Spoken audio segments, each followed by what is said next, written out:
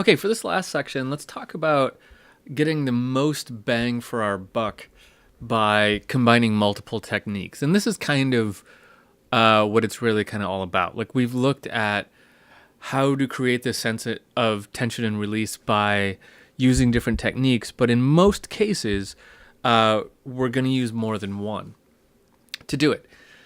So I have here an example that uses kind of two techniques, and we could kind of sneak a third in there if we really wanted to also.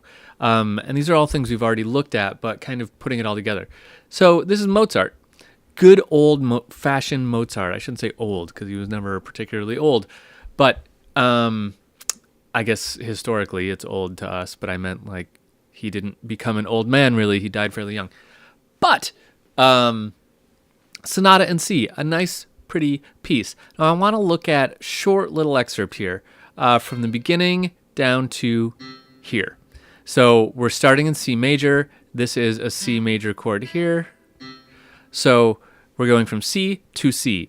Now he's going to meander to the 5 and through these 3 bars kind of give us that sense of floating suspended animation before we resolve down to here. This is going to go by pretty quick. This is a quick example. But I think you'll get the sense that throughout these 3 bars, we are somewhere different, and we're waiting to go back to here. Okay, so let's just hear it, and then I'll talk about it for a sec.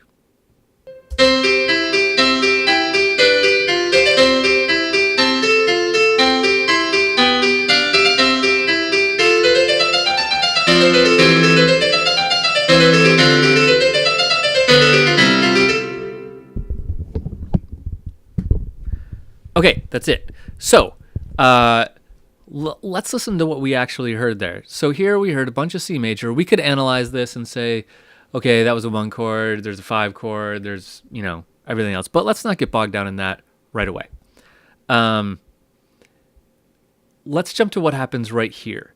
So here we start to see rhythmic, kind of meandering rhythmic thing here, right? We're just going up and down and up and down and up and down. So that's not unlike what we saw with this kind of pattern obfuscation thing. So the rhythm is starting to run around and go all over the place. So that's thing 1. Thing 2, let's look at what the chords are doing here. So we're in C, here we have an F and an A, so we're going to a 4 chord. Then here we reiterate the 4 chord, and now we go to another chord. We go to a C, E, and G. So we go back to a 1 chord, actually, another 1 chord, but we're still running around. And because we start this on a G, it gives us a sense that we're in a 5 area, like a dominant area. So this really kind of feels like a 5 chord here. Now we're going to go to a C, a D, and an F. If we needed to put that into a triad, how could we do it? It'd probably be D, F, A, C. It's kind of missing A. That would make it a D7 chord, which is a minor 7 chord. That would be a minor 2 chord. That's weird. But it's suspending. We could also see how it moves down at the end of the bar. Here we have a D, a B, and another B. So that, I know this sounds weird, but I could actually call that a G chord, possibly even a G7 chord.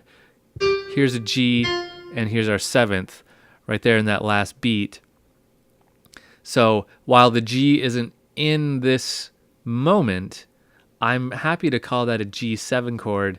That F really pushes us down to that E, and then we're back to a C. So, in other words, all of this is kind of suspending a, let's call it a non-tonic, right? Like we are away from tonic. Something other than tonic. And we're just kind of moving around and running through these sequences, waiting to resolve to C. So, it's a harmonic sequence.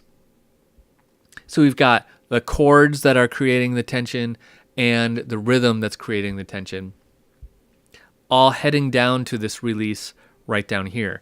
Now there could be a third thing that we could squeak in there where if we were really playing this, we might sneak in a little retard right here. We might slow down just a hair to really kind of emphasize that downbeat. Maybe or maybe not. In this particular case, we might wait for that to happen all the way down to here.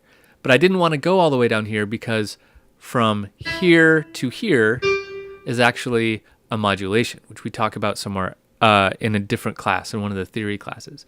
A modulation means he's kind of shifting keys temporarily. So we'll talk about that, or look at the theory class to get more info on that. It works actually the same. If we go all the way down to here, we'll hear a stronger resolution, but because he starts sneaking in these F sharps, it starts to push us towards G, and we resolve to G here. Let me just play that so you can hear it. So what we're doing here is we're creating a sense of tension and release where there's tension here in these 3 bars, release here to C major, and then from here we're creating a sense of tension, and then with this F sharp we're going to push that to resolve to G as our release. It's kind of like a sleight of hand trick, like a little magic trick, sort of, where the release is actually going to be in a different key. Mozart was really good at this. Let's hear it.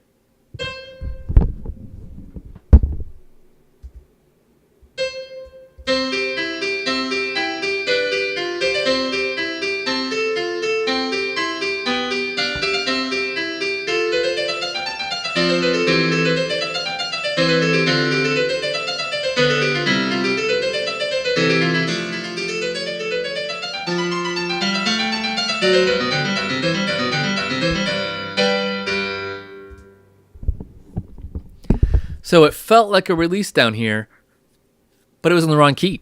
This is G. This is a release in G. So how he did that was more rhythm, more harmony. Nothing in this particular case with meter changes or form changes. It would be hard to say something was happening with form in this short of an example, but you could add that in. The point I'm trying to make here is that we want to combine multiple things to really give us that sense of tension and release. So consider that when you're writing.